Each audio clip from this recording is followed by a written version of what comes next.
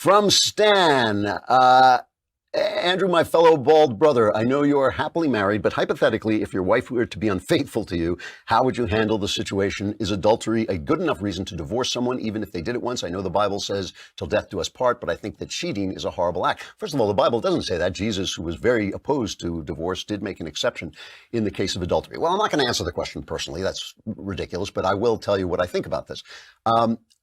If there's cheating, if there's adultery, you have exactly two choices. You can forgive or you can leave. Those are it. Those are the choices. What you can't do is you can't stay on in seething obsessive rage. I mean, look, it's one of the most damaging things you can do to a marriage. I mean, it may be the most damaging thing, maybe up there with addiction would be another one, and of course, physical violence. But those are the three things: abuse, adultery, and addiction, that are the terrible things that you can do to destroy this family that you were supposed to be building.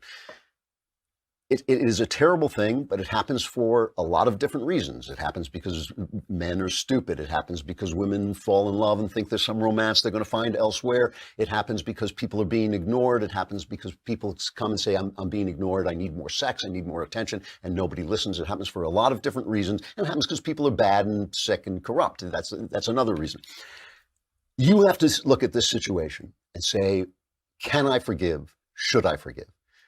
Those are the two questions. You might want to forgive because you have young children and you don't want to blow up their family. You know, that's a good reason. You might want to forgive because you see how you made a mistake and that's why your spouse did something.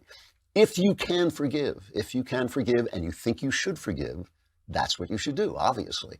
But if it means that for the next 5 years, you're going to be saying, well, how many times did he call you and where were you when and when were you doing? Because that's what happens. People get very obsessed over the details. They think they want to know everything, but the more they know, the more they want to know. If that's the way you're going to live, I don't see how you can stay. You can't stay in a state of perpetual rage.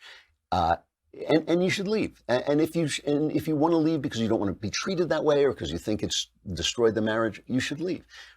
If you can forgive and think you should forgive, then forgive. If you can't, get out. Those are the only two choices. You shouldn't think there's another choice of staying and like punishing the offending spouse for the rest of his or her life, because that's just no way to live for anybody.